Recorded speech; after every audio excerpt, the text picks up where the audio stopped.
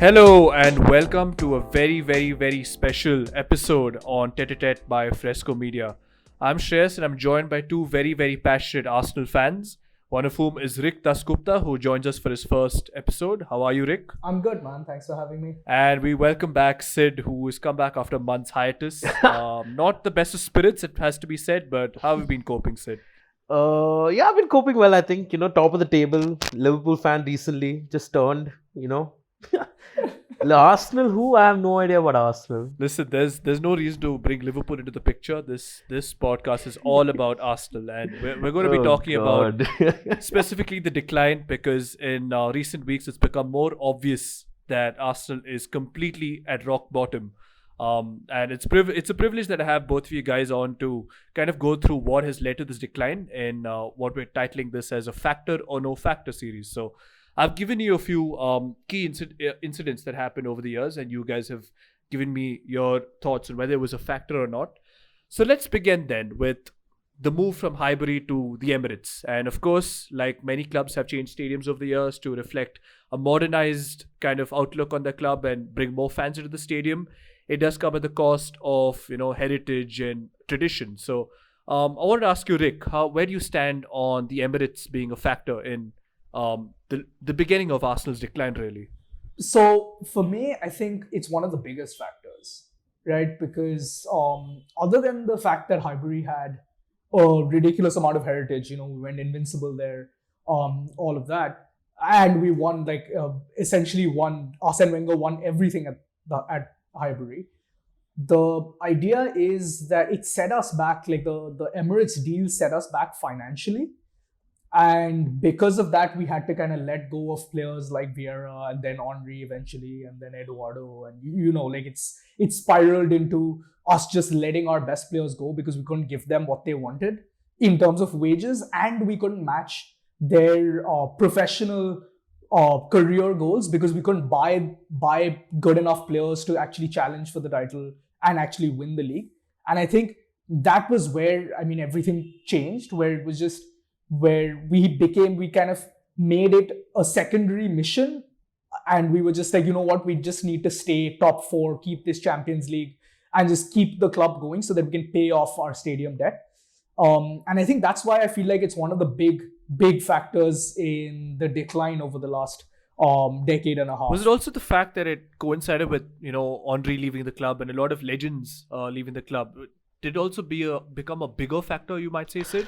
See, I think when I'm going to be speaking on behalf of all of the Arsenal fans who've kind of started following the club, maybe especially after 2007, 2008, where we actually weren't part of the club in the sense that we weren't supporting the club when they moved from Highbury to the Emirates. But I think one thing has been clear for us as fans who have followed the club for maybe more than a decade now. I think every fan knows that the promise that was made by the club to the fans when we made this move to the Emirates, it is for one reason and one reason only: to compete with the super clubs like, for example, Madrid, Barcelona, Bayern Munich, and even Manchester United at the time, because we were the two biggest forces in English football at the time. They said that because, Highbury had its own kind of attractiveness in the sense that it was a very closed ground. The pitch was extremely near to the stand and you could hear the fans screaming and chanting. And it had its own allure in the sense that a lot of fans from outside used to come and go to the stadium because of its fabled red marble halls. And a lot of fans were against the move to go to the Emirates because, of course, we all know it's kind of how Anfield is to the Liverpool fans. But at the end of the day, we realized that, we needed to expand our stadium in order to compete with these clubs, especially when it comes to match day revenue. Just as an example, in the 2018-19 season, we had 110 million come into match day revenue, and I think it's the highest in the world for any football club. So it just goes to show that in certain moves, in terms of finance especially, it has kind of been a success for the club. But coming to on the pitch dealings, I think it's been a major factor, because we were also told that when we do make the move, maybe for 8 to 10 years, we're going to be very prudent with our spending when it comes to players, and especially the wages that we can offer. And Arsene Wenger, I think he was dealt a bad hand, and credit needs to go to him that he showed the loyalty to the club in order to ensure that we consistently finished in the top four. and the Champions League earnings made sure that we were able to pay off the stadium debts within 8 to 10 years. But as a factor, yes, it played a huge role. We weren't able to attract the players that we were normally able to attract during the early part of Arsene Wenger's tenure. And at the same time, we couldn't cope up with the wages that were being offered to certain players, say in United, Chelsea, and then City came along in 2008 as well. And Liverpool are Liverpool, so they were always there. I think Adebayor, Clichy, Samir Nasri going to Manchester City. Some of the legends of Arsenal you've spoken about there, really. Some of the legends, because I mean, in more than one sense, they've been stalwarts. Because at one point, it felt that these players, Adebayor, Eduardo, Nasri, Fabregas, they're almost at the end of what you would call a cycle where Arsenal would eventually lift a title. It never happened. Obviously, due to many reasons. But one thing that has been mentioned as a possible factor between 2006 and 2010 for not winning the title was the injury to Eduardo during the season. Rik, you mentioned that it was a major factor that season, and you even went on to say that if not for that injury, Arsenal would have won the league. Now, retrospectively, do you think that if Arsenal won that title, it would have solved all the other issues that plagued them in the decade following that incident? So I feel like it's hard to say that we wouldn't be in a terrible situation. It's very hard because retrospectively, while I do believe that it changed our fortunes, because from where I stand, if we win the league that season, Eduardo doesn't get injured, he stays in the team, he keeps scoring, we win the league, then there's a financial injection that we just didn't see throughout the 14 years that we've been kind of paying off our debts. Sid said. So was that the reason for 40 million and £1 then for Luis Suarez?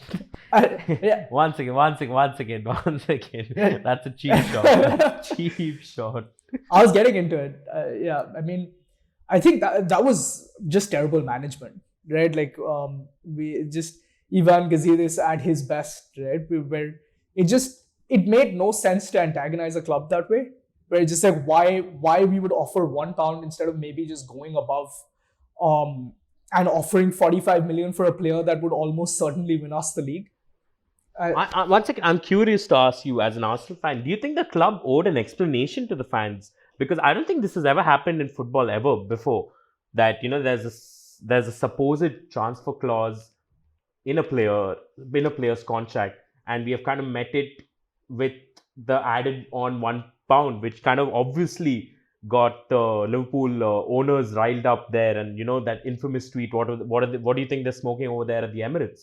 Do you think as a club, the way that it was publicly handled, do you think that they should have explained what their thinking process was when it came to submitting such a ludicrous bid? I think for sure, because of the impact that bid had. If it was a bid for any other player, I think the explanation would have just not been required. But because it was for a player like Luis Suarez, such a high-profile player that was firing that proficiently, the player he wanted to come as well, right? He wanted to come exactly. as well. The fact that we messed up a deal that was almost sure shot by just for no reason antagonizing Liverpool's owners, I felt like was why we deserved for sure an explanation as to why, like what went through their minds when they made that bid. I think it was definitely something that they should have tackled better. Again, recently there were some reports that said that bid was actually made just to kind of appease the fan base and actually just to kind of show them that yes, we are kind of trying to attract these type of players. Do you think that was like a false kind of submission of a bid? I refuse which to they believe knew that would have been rejected out of hand? I refuse to believe that's true. There's no way you bid 40 million on £1 to appease the fans. I feel like anyone can see through that. And I feel like it's so bizarre that you don't have to be like a football financial expert to know that that's not how dealings are done. I feel like it's dealing in bad faith from the get-go, and I feel like that's never a good idea to do. Yeah, and I think it's crazy to think that this is the start of what you might call the banter era of Arsenal. I think it's a very famous thing these days, but I don't think it would have been even thinkable at that stage. And Sid, you gave me a very good line there. John W. Henry, Liverpool owner, saying that on his response to the bid put in by Arsenal for Luis Suarez, saying what's smoking there at the Emirates. I think an Arsenal keeper was caught smoking in the bathroom at Southampton. So was that truly the start of the banter era for Arsenal? Was there really, was it the start of something that was just going to spiral into something that no one would have believed?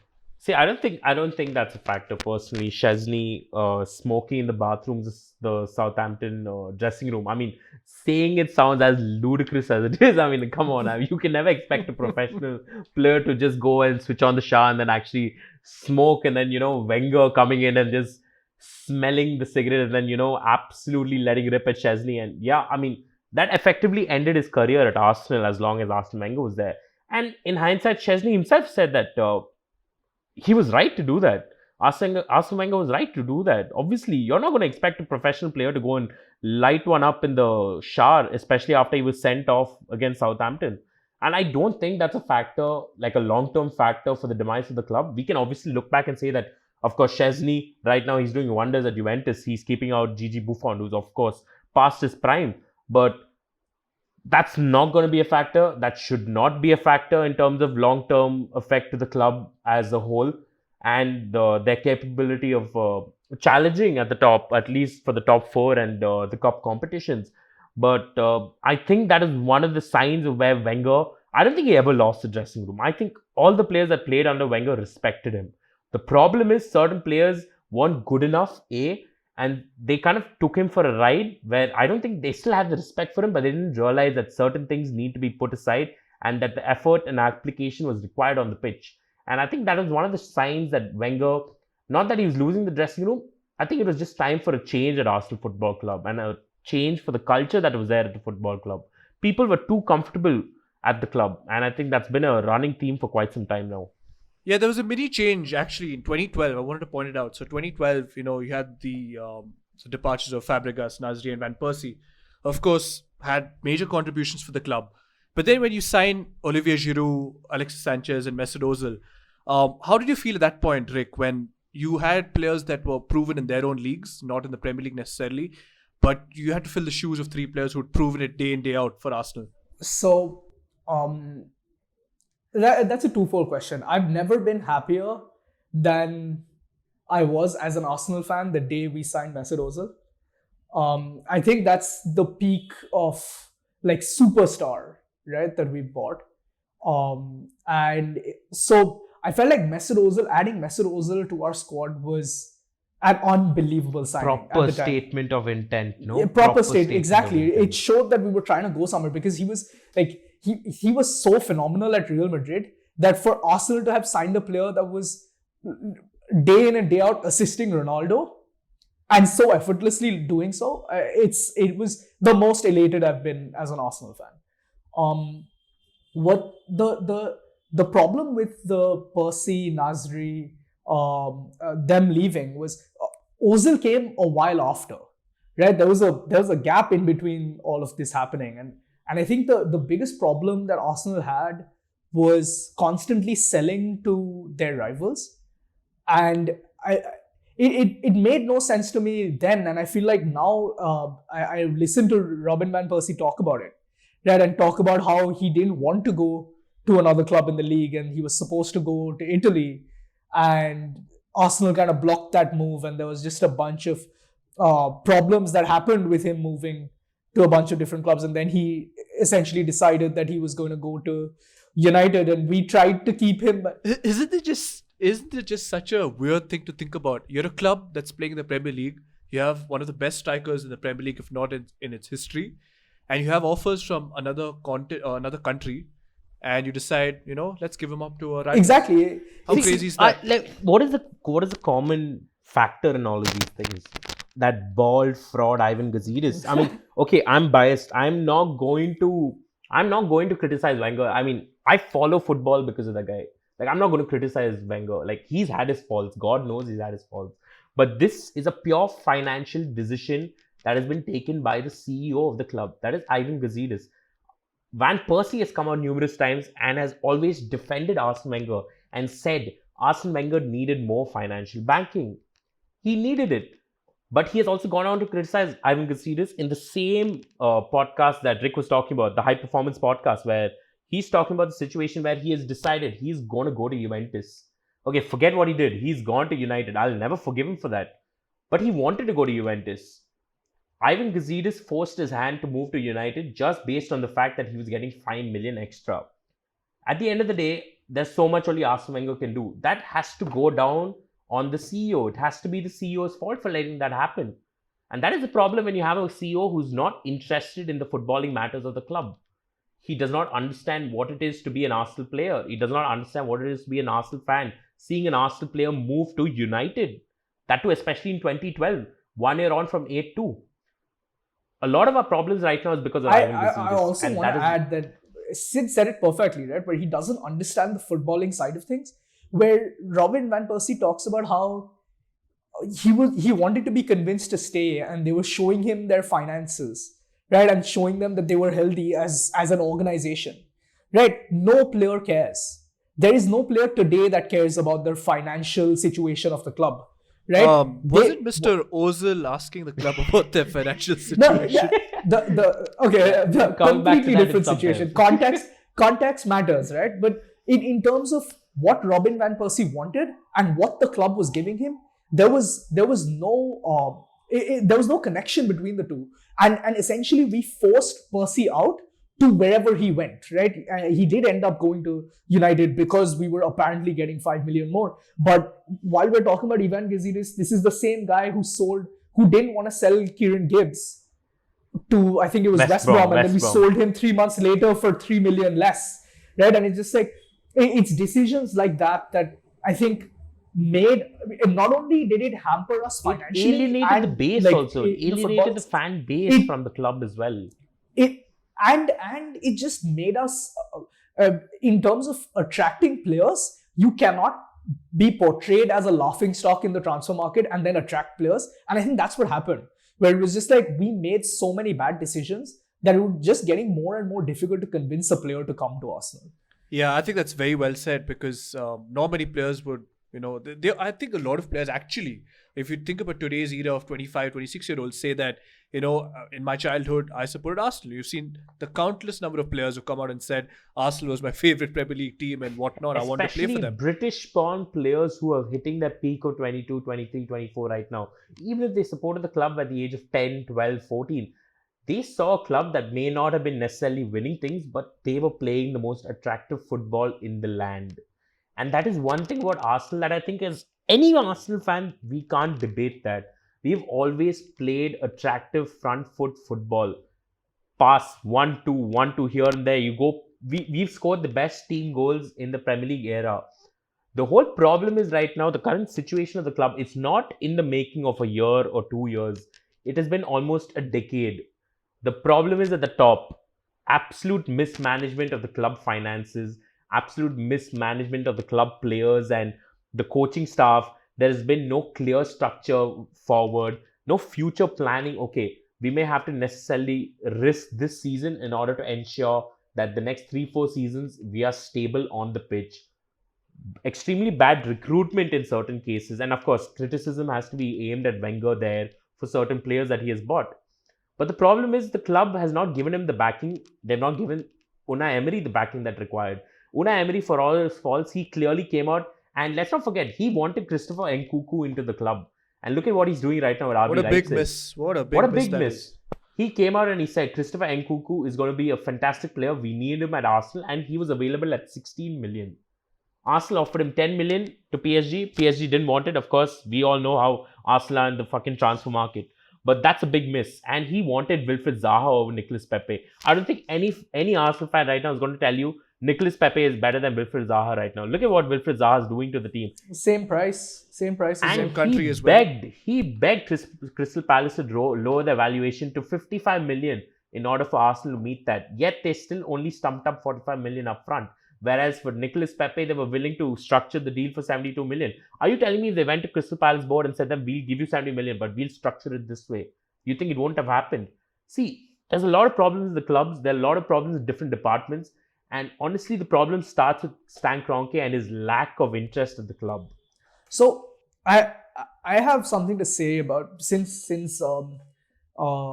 Sid brought up Stan Kroenke. I think what's important to note is people like to bring up his success with the LA Rams, and like how he's done well with them. He's kind of invested and things like that. I think the difference, there are huge problems. There's a big disparity between American sports and sports around the world, like leagues around the world. So one thing that's important to note is that in American sports, in the NFL, the NBA, I'm not sure about the MLB, but I'm sure it follows a similar structure. There is no relegation. That is one.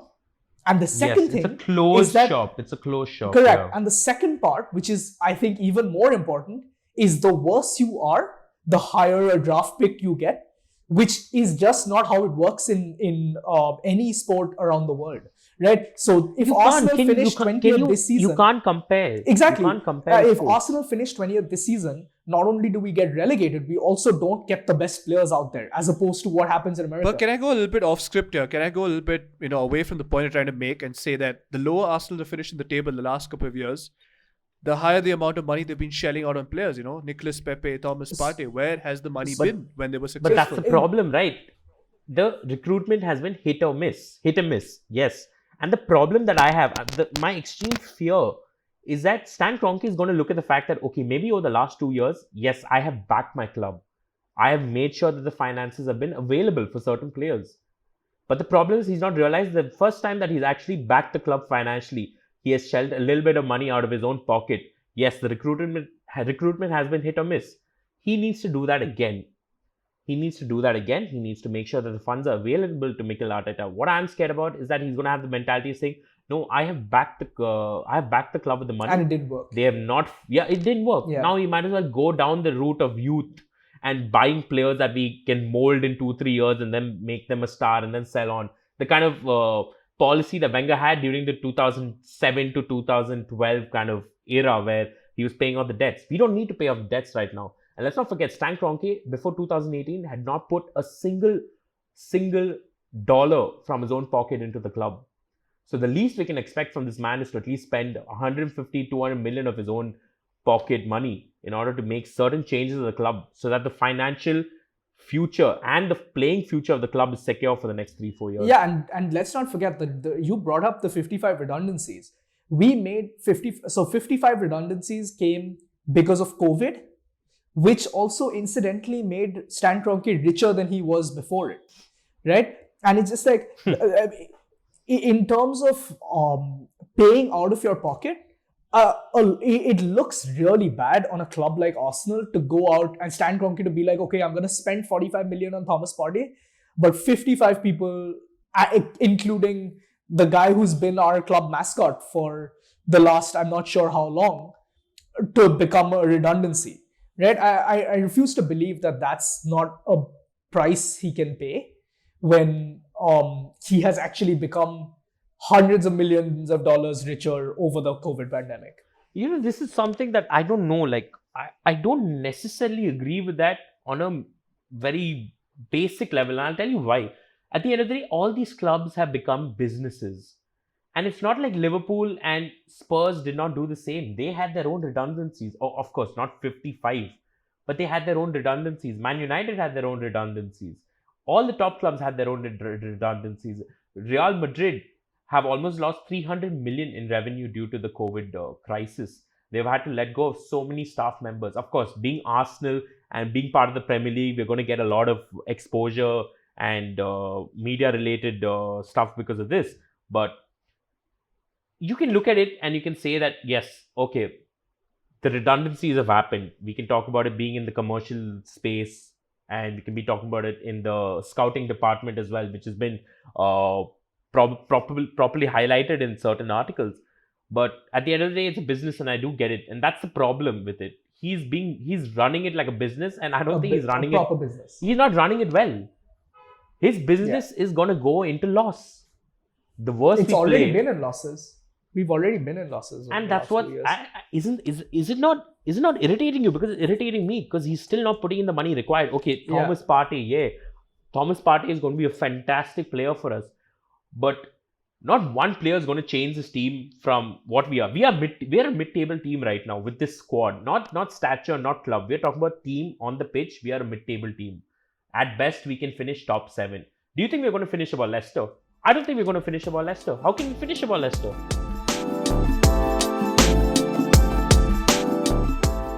Well, speaking of Leicester, I actually want to go back. I want to go back. We've progressed on to how the commercial side of things are just an absolute shambles, right, at Arsenal. And I think there's a lot you can say about Stan Kroenke, Josh Kroenke, who is now apparently involved in Arsenal's business. But let's go back to 15-16 because that's the year Leicester won this Premier League. And for all intentions and purposes, would that be the year that Arsenal should and has to have won the Premier League due to the competitors being so off the boil? Rik is going to take this, but before that, yes. That season could have changed everything. So, but yeah, that season was like our make or break. In terms of everyone was kind of struggling, all the big teams were struggling, and it had come to a point where I remember I was with Sid.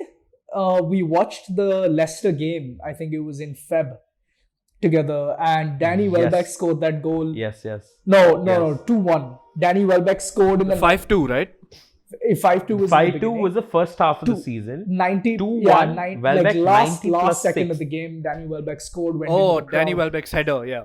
Over Leicester. We were the only team to do the double over Leicester that season.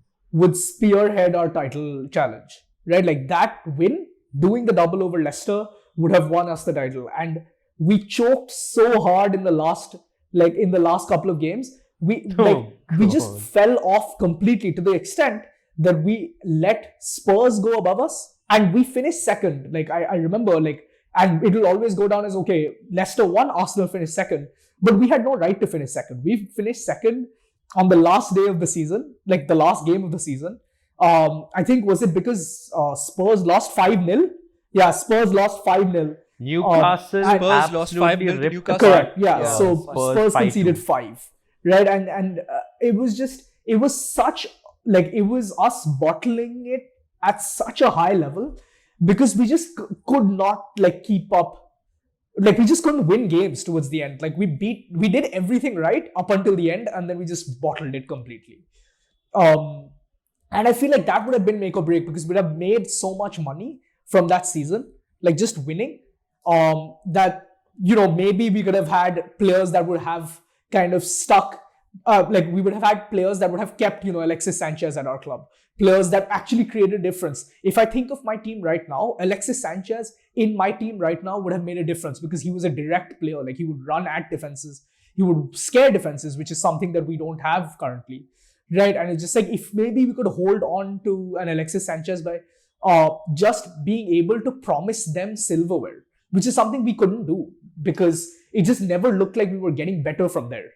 Right? I think that would have been a changing point in our fortune. Yeah, I think when you say Alexis Sanchez, I remember what Sid told me about Sanchez because, he was the guy, right? He was the face of the club for that 1 year, for a couple of years, you might say.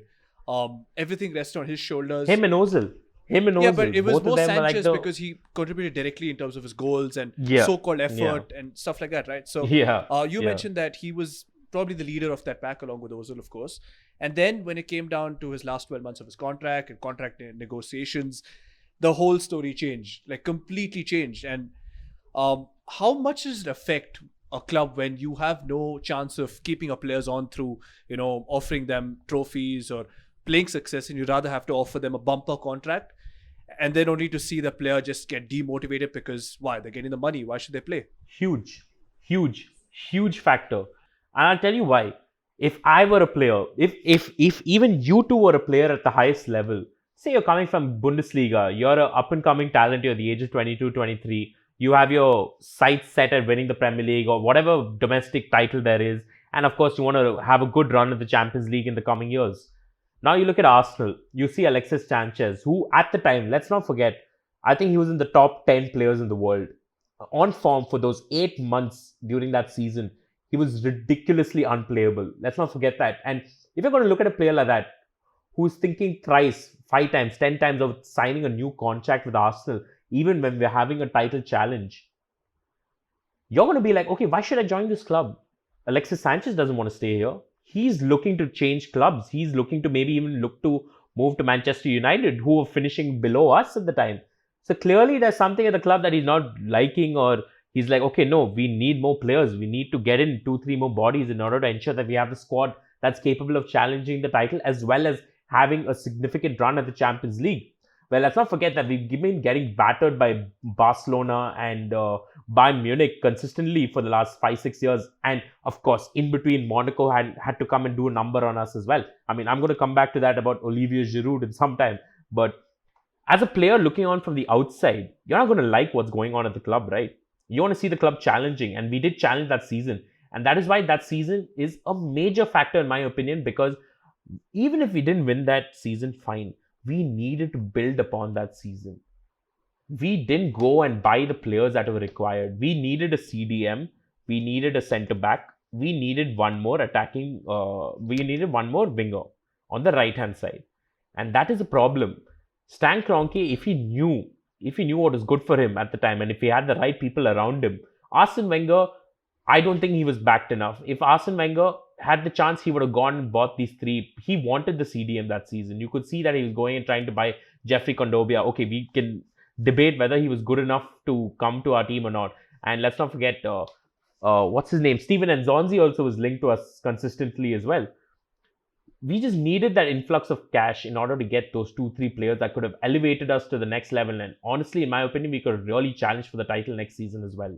Yeah, and it's important to note that the biggest problem was that these were recurring issues at the club, right? We've consistently had players come up to our board and say that, look, if you're not gonna properly invest in winning something, we are going to leave. It started with Henry, then went on to the Nasris and the Van Persies, and then went on to Alexis Sanchez. And the problem is these are so far apart, all of these incidents, that it's annoying to think as an Arsenal fan that over even 10 years, nothing changed in terms of how we manage these situations. We couldn't promise Henry a Champions League, and we couldn't promise Alexis Sanchez the league.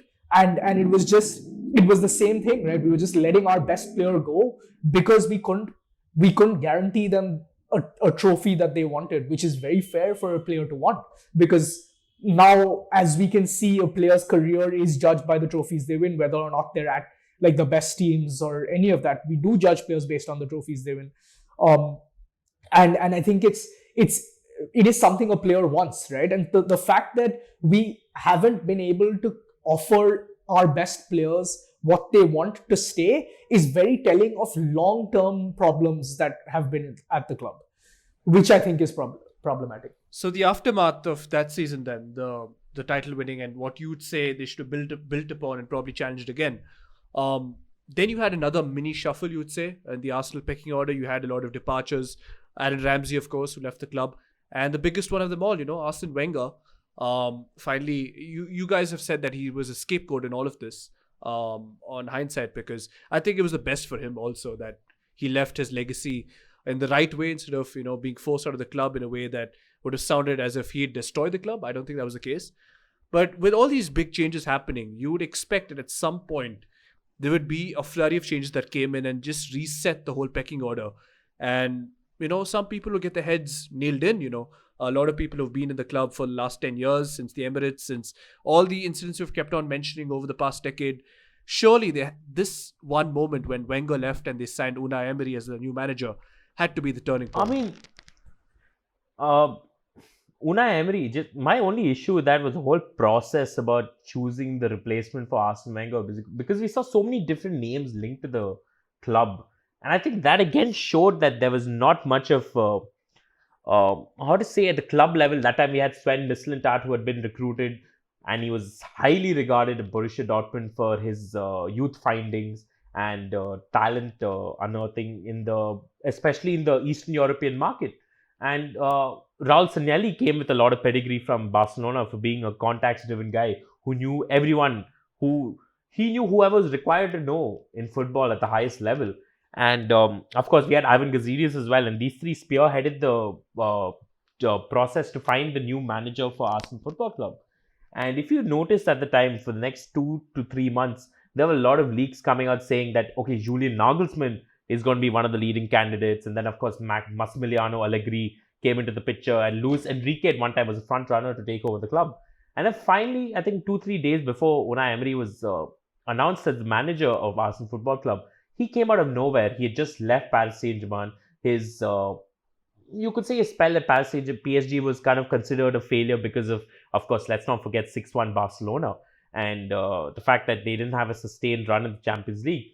But looking at his pedigree and the fact that we had just dropped into Europa League again, it kind of made sense to go for Unai Emery. But then the fact that the process was so slipshody and that it was very mismanaged. There was no proper theme to it. We didn't know who we were looking for. One minute you look at Max Allegri, the next minute you look at Julian Nagelsmann. And I just think that the problems are still there at the club. They had no clear process for the future, no clear path for the future. And I think that looking at hindsight, Unai Emery, even though I didn't like him that much, not all of it was down to him. I think a lot of it was down to the board and they didn't back him enough sufficiently in the transfer market. Yeah, and I think it's important to realize. So also, by the way, Sid mentioned his failure at PSG. Another big failure at PSG was failing to win the league when he lost it to Monaco. It's a catastrophic failure at PSG. It's a huge deal. It's like if you lose the league with Juventus. I mean, it's just not something that can be excused. But what's important to note is I feel like exactly what Sid said was it didn't seem like we knew what we wanted in our manager, right? Like we were linked with so many people that had polar ideologies, right? Like so for me, when someone asked me who I wanted, right, as a Arsene Wenger replacement or even as an Unai Emery replacement when he was playing badly, when I said we should get Unai Emery out, was a person like Ten Hag, right, who I had seen do things that reminded me of Wenger with like his youth, like his academy, like just a bunch of players coming up from the academy that were phenomenal, and he made them look like they played football beautifully, right? Like they played such amazing football. Did the 5-1 win over Fulham though? Did that skew your picture? Did that make you make your mouth water with excitement after that game? My God. That game was a game where I'll tell you what I think there's a the way I describe the Unai Emery era, right? So that game had a few unbelievable goals, right? And it was just like very good team play, like Bellerin with the back heel, Ramsey taking it like over his head. I think it was just like a bunch of very like fancy play, right? But what tended to happen with Unai Emery, especially in the second season, was we were winning games where we were playing some terrible football, and then Aubameyang would come and bail us out, right? He would score a banger, right? Or he would score. I remember the Aston Villa game where Ainsley Maitland-Niles got a red card, and then we were 2-1 down, and then we scored 2 goals. Aubameyang finished with a free kick, and we won 3-2, right? That was a game where I was super happy about the game, but you knew what was happening, and it was just individual brilliance. Do you think the football is worse under Mikel Arteta or Unai Emery? And in terms of pure football, easy on the eye, the type of football that they're trying to enact? So I think that's a hard question because I really did hate the football under Unai Emery. And now I watch us and I'm bored and we lose. And so it's just like, I don't understand whether I think this is worse.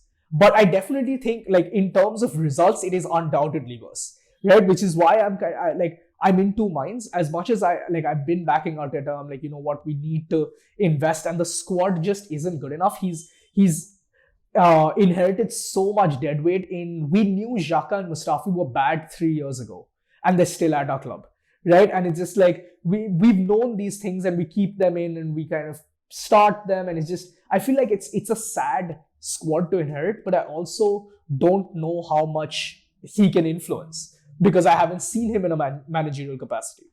But on Unai Emery, actually, that season, this first season in charge, I'm sure you guys remember the last 10-15 games of the season where the top 4 race was absolutely wide open. It was City, Liverpool obviously were nailed on for the top 2. But the 3rd and 4th spots, none of the clubs that were in contention really wanted to win. Yeah. They didn't want to play in the Champions League, and it was all in Arsenal's hands. We lost 4 out of 5 games. As if they had to depend on 4 out of 5 games. Wolves, Leicester, Crystal Palace and Brighton. And I remember this so well because of the fact we didn't take it seriously. Yeah, Rick. No, sorry, Sid. I didn't mean to cut you off. But what I was saying was we also had the easiest run of the last 9 fixtures. We had the easiest run to top 4 in terms of who we were playing, our fixtures, right? And we just didn't seem to take it seriously. We would play random, like we would change it up in the league. Like every game, we would play with either a different set of players, a different back line, a weird formation. Like it just seemed like we were experimenting for the Europa League, which made no sense because we had a clear path into the top 4, as opposed to in the Europa League, if you want to make Champions League, you have to win, right? Which is always it is a tough ask to win in Europe.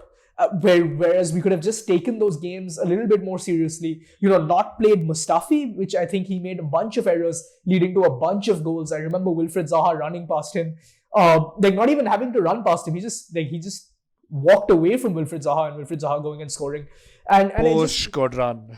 Yeah, and it was just like mistakes like that. And as much as you don't want to put individual mistakes down on the manager is still selecting these players. And I feel like that's what was odd to me, is that we just seemed to not want top 4 because we just kept trying new things in the league and it never worked. In your eyes, then, was he a dead man walking the season after? Because, after going through something of a resurgence, getting so close to the top 4, and then the negative vibe started kicking around the Emirates. I think the negative vibe was the Chelsea game in Europe. Sid, I think you should elaborate on this, where just like you cannot lose to a London rival 4-1. What do you think, Sid? You cannot lose. Like he said, you cannot lose to a London rival 4-1, especially Chelsea. Okay, forget Tottenham. Our rivalry with Tottenham in the Premier League is something different. But Chelsea, historically, are the most successful club in London on the European stage. That is something that we Arsenal fans have craved. That is something that is always thrown at our faces by Chelsea fans, saying that, okay, look at our 1 Champions League. Look at our 2 Europa titles right now. For all said and done, we are still the biggest club in London historically. But for us to not have 1 Champions League, we are the biggest club not to win a Champions League, by the way. We should have won the Europa League that season. We should have won the Europa League. Does it explain why Olivier Giroud left Arsenal for Chelsea then? It doesn't explain, but then there are certain things that are more than just the game that's in front of you. You need to realize as players that you are playing for the club, you're playing for the badge, you're playing for the fans. And for them to go and put on such a disastrous performance, I can't blame Unai Emery totally for that. How can you blame Unai Emery totally for that? Alex Awobi, not good enough. He scored a banger in the final, surely. He scored a banger, but he was not good enough. You score a goal, you paper over the cracks. Oba was non-existent. But you can at least excuse him for the way he's carried the team throughout the rest of the season before that.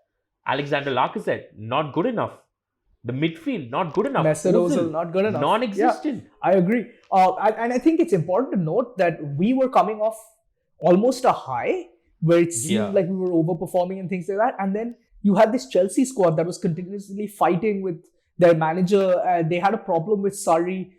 There was a bust up in training 2 days before the final and things like that. And everyone's like, you know what, Chelsea are in a shambles, right? Because it just looked like everything was going wrong for Surrey. To then go into a Chelsea side that was clearly not at ease and just get battered, right? It just all went wrong. And Olivier Giroud, props to him, he had a fantastic game, but we just did not turn up to that game.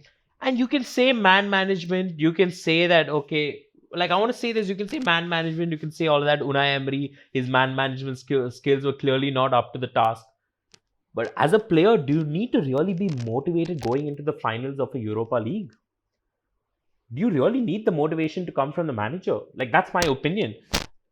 To look at the way that they performed. Yeah, how is it that you're a passenger in a European final? The way that they performed that of course we can always point to the fact that Hazard also had one of the games of his life. Let's not forget that. He absolutely massacred our back line.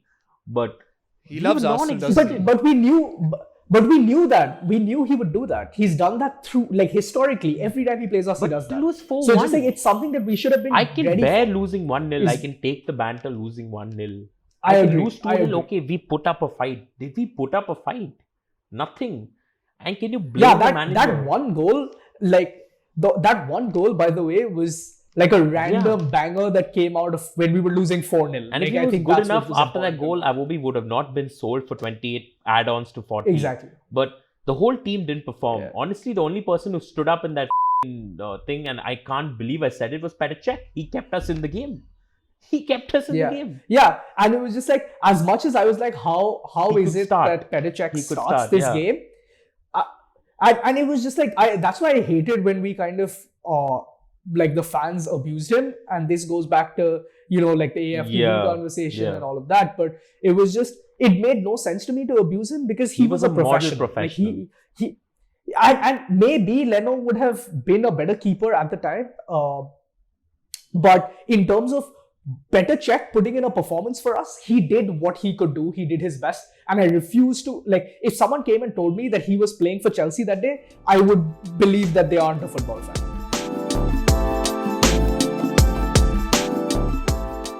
You've opened the can of worms already there. You said AFTV and the abuse, right? I think that is a very, very recurring theme across the last maybe 2 to 3 years. And I want to kind of transcend to the online space and the mental side of things. Because as much as we're talking about the commercial side, the playing side, the managers being at fault and recruitment not being good enough, the negative vibe that we keep talking about Arsenal, it also has a lot of influence from the fans, of course.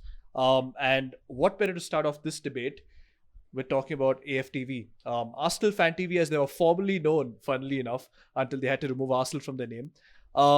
Founded by Robbie Lyle, who I call the crocodile. It rhymes, so I go with it. But I remember, the first AFTV video I watched was definitely one of Claude, or I think it was Claude Troops and DT, who were the three most revered guys on the show. And it all started with Wenger out, right? Wenger out was international phenomenon. You go to the bathroom, you see Wenger out. You go to a festival, you see Wenger out. Anywhere, it was Wenger out, and it was a joke for many. It was serious for some. And I think the day it became serious was when they flew a plane over the Emirates saying it's time to go and Wenger out. So with AFTV coming along the scene and a lot of fans being, I wouldn't say a negative completely, because they've attended most of the games that we haven't, or any other Arsenal fans haven't. So they understand what's going on from the comfort of their eyes. But did it really kick on from there, and then did the negative vibe just descend on all the fans of Arsenal? I'm going to start this one off, and I'm just going to say that, dude, like, anyone who knows me knows how high I regard Arsene Wenger. And when AFTV kind of boomed in like 2014, 2015, around that time, I was like, no, I'm never going to watch this channel. And of course, the vitriol that was aimed at Arsene Wenger, I was really pissed off. I was like, no, how can they say that they're fans of this club? And of course, towards the end, even I was Wenger out. Not because I was like, okay, get the out of my club. No, I was like, for your own sake, leave the club. Save your legacy that you have at the club and just walk away. Some things aren't meant to be for eternity. Leave. And he left. And I still hold him at the highest esteem. And now looking back at it, the more time that's passed, I look at it, and AFTV, yes, they can be toxic. They can be extremely toxic, certain, especially Troops. I mean, I think he just speaks absolute nonsense sometimes. But they are fans at the end of the day, and they can have their opinion. These are fans who pay the highest ticket prices in the world to go watch a home match. They are entitled to their opinion. Okay, some of them might be for clickbait purposes. They might say a lot of rubbish in order to get the views and everything, but they are entitled to their views. And the way I look at it right now, I can't blame AFTV. Okay, we can blame for the banter image of the club, maybe on Twitter and Instagram and all that. Yes, agreed. But they're not the ones who select the team. They're not the ones who built the squad. They're not the ones who go and make the stupid decision of rendering 55 redundant during the COVID crisis and make it an absolute PR own goal, especially with Gunnosaurus. They're not the ones who went and did that.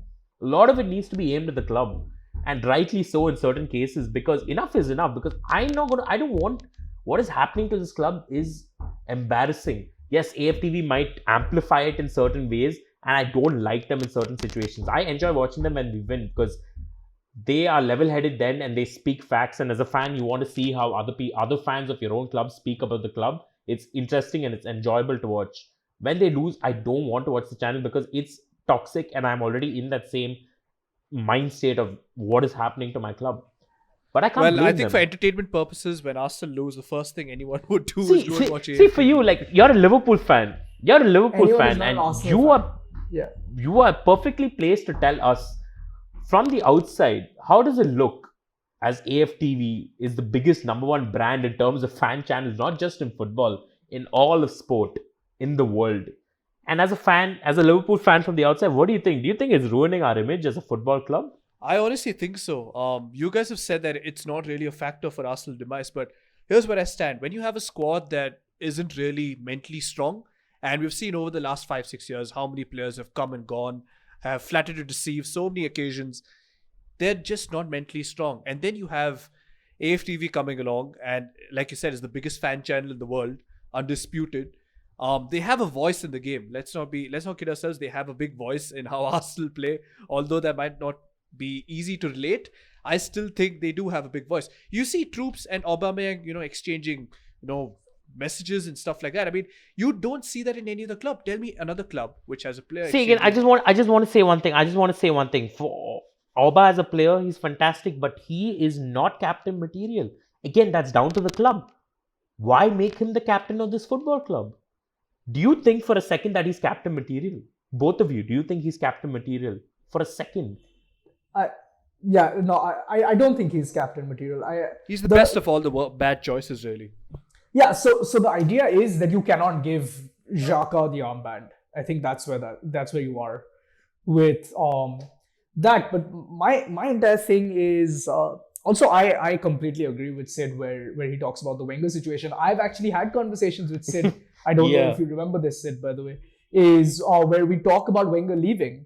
And when we knew Wenger was leaving, and I think both of us shared a sentiment where we were like, you know what? Hopefully he'll go to like PSG or someone and shut the haters up, right? Like go to a team where he gets backed financially, because we still believe that he was a manager capable of doing unbelievable things.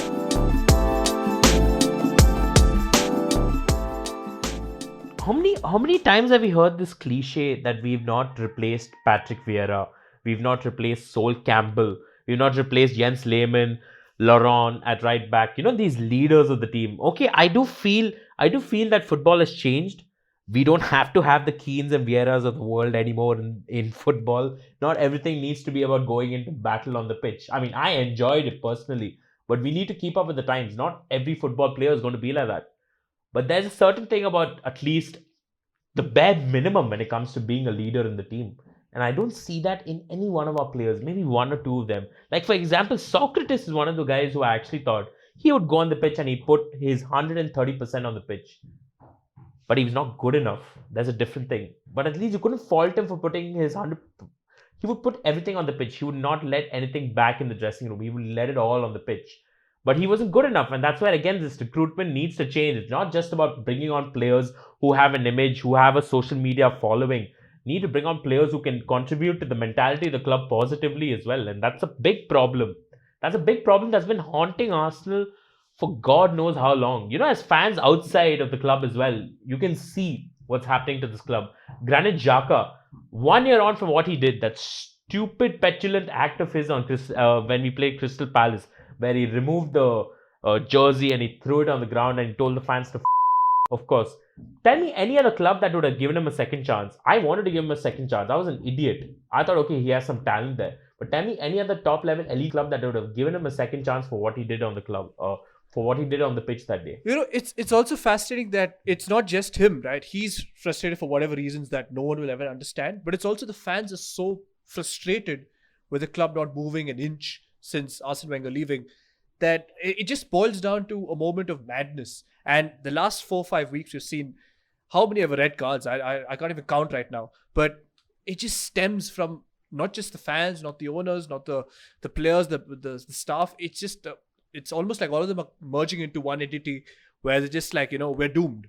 There is no coming out of this. This is just finished. Yeah, no, it's unreal to me. I'll one-up Sid there where I agree. There is no other club that I can think of that would play a player after a situation like that.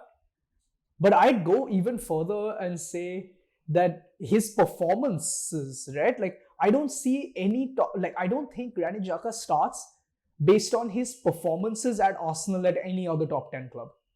And it's just like, to me, he is mediocre at best and has these antics and still starts for us, which is something that I would never understand. Agreed. I mean, that's the problem. You can't think of any other club like this. And of course, we love our club so much. But then at the end of the day, you look at it and you want change.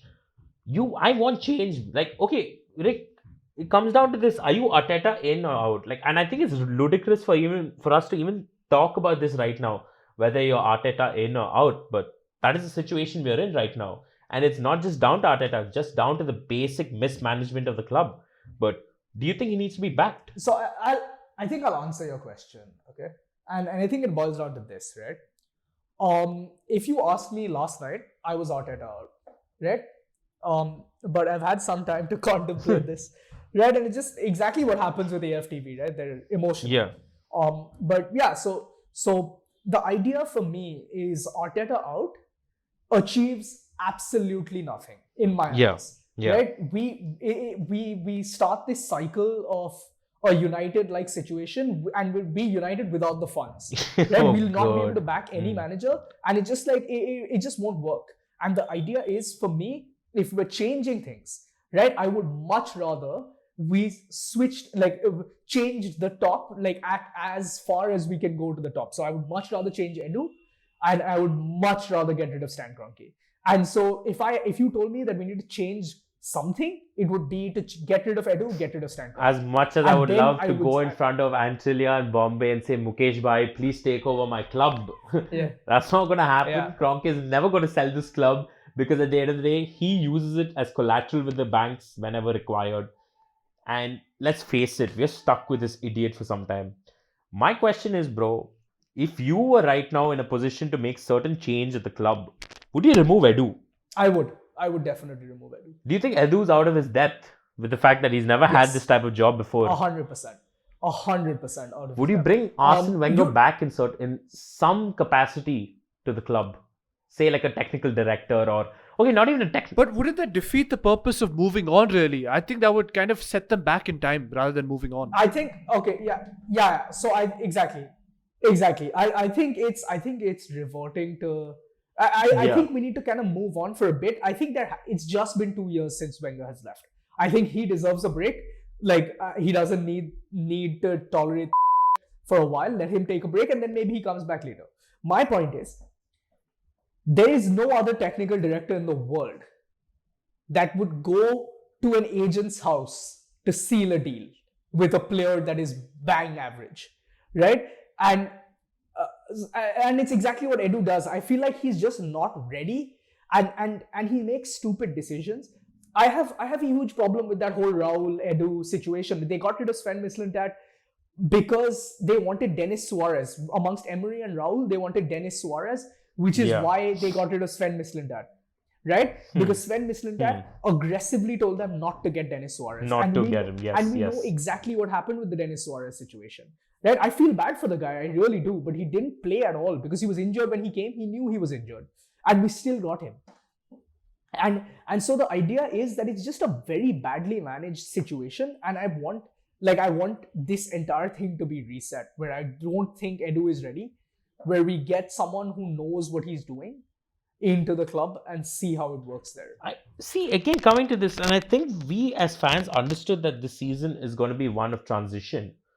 And I think, okay, fine, even if fans are kind of understanding the severity of the situation, the rebuild job that's at the hands of Arteta right now, what is where do you draw the line when it comes to, okay, understanding that it's a transitional period for a club like Arsenal, which honestly, let's be real, whatever said and done, any season, we can't finish below top 8, like bare minimum top 8, top 9.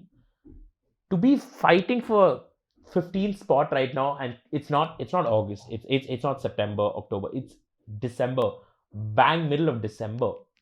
I'm still Arteta in, because there's so many problems that run deeper than Arteta and deeper than Edu itself. But how long am I going to be Arteta in and be like, okay, I'm willing to give him time, but maybe another guy can come in and get a better tune out of these players. how long would it actually take if they had a reset? This at the end of this season, at the end of next season, how long would you think, or do you feel it would take for Arsenal to get back to even top 6 at this rate? So, if you look at teams that have kind of revitalized their entire squad, right? And I always looked at Liverpool, and as much as I'm like, you know what, Klopp is the best manager in the world currently. I think he's a lot better than Pep. As much as I respect Pep, I think Klopp is the best manager in the world. The idea was that Klopp's squad was bang average until he got, I'd say, maybe 2 main players, right? He got 2 essential players, which was Alisson and Van Dijk, right?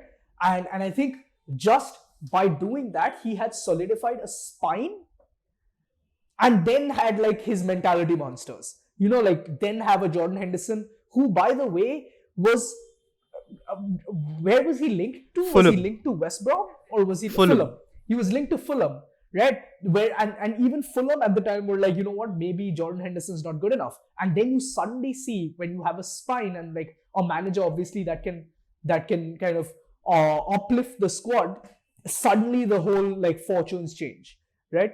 And I think that's what we're lacking.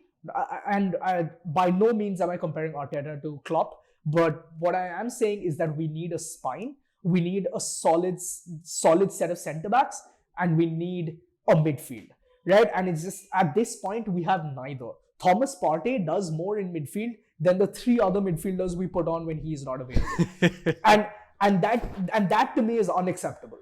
Right, and it's just like we need a functioning midfield and another centre back next to Gabriel, who I think is solid. And I think maybe then, and I by the way, I already believe Leno is a very good keeper. He might not be the best with his feet, but I think he's a great shot stopper. The idea for me is that you have to have a spine that can hold its own, which I just feel like we are nowhere. We run around headlessly and aimlessly, and it just hampers how we play football. I agree with everything that Rik said and more, and I just think it just needs to be an overhaul as well. Like, these are the same players that threw Wenger under the bus. These are the same players that threw Unai Emery under the bus. And these will be the same players that throw Mikel Arteta under the bus if it doesn't suit their agenda. We have 10 players. Like, I agree with what Rik's saying. We need to buy at least 5-6 more players, and that depends on the recruitment. And I'm praying to God these are players that are around the age of 20 to 26. I don't want players anymore at the age of 29, 30 who have maybe 1 or 2 mediocre average like temporary seasons, solutions, and then they just go on to become like, burdens on our pay wage, where we can't even get them off the payroll, and then it becomes a huge problem of selling them, and etc. etc.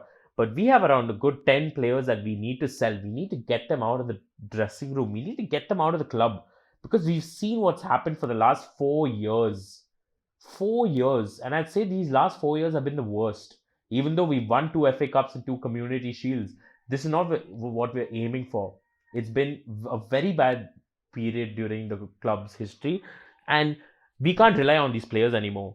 As much as it's going to be easy to say, okay, Arteta out, and maybe just try and get in Pochettino or Max Allegri into the club.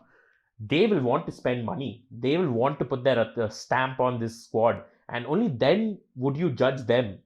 So the same patience needs to be given to Arteta, the same money needs to be given to Arteta, same time needs to be given to Arteta. Of course, if results continue like this, then there's obviously a case to be made whether he's the right man for the job. But this season is about transition. He needs to steady the ship. He needs to sell at least 3-4 of those players in Jan, and in the summer the rest of them, and he needs to get in his own players. Yeah, and at least then we can point the finger at him if they're continuing to have a bad run of form. Yeah, and it's important to note that Pep, who he kind of apprenticed under, also needs his players, and needs his players to an extreme extent, right? To where, like, it seems like he never has enough defenders, or he never has enough fullbacks and things like that. Where it's just like, but you've always seen Pep bringing in his players. Pep is very clear about who he wants and the fact that he wants them. They pay however much they want for players, because they're like, you know what, this is the player I want, right? And I feel like Bro, Rik, I'll tell you. I'm sorry. I'll tell you one small thing. I just think everything that's not there at Arsenal right now is the ruthlessness. Claudio Bravo, one season, he was out of the door. Kepa, 72 million. If we paid 72 million for a player, oops, wait, we did. Nicolas Pepe. And we're still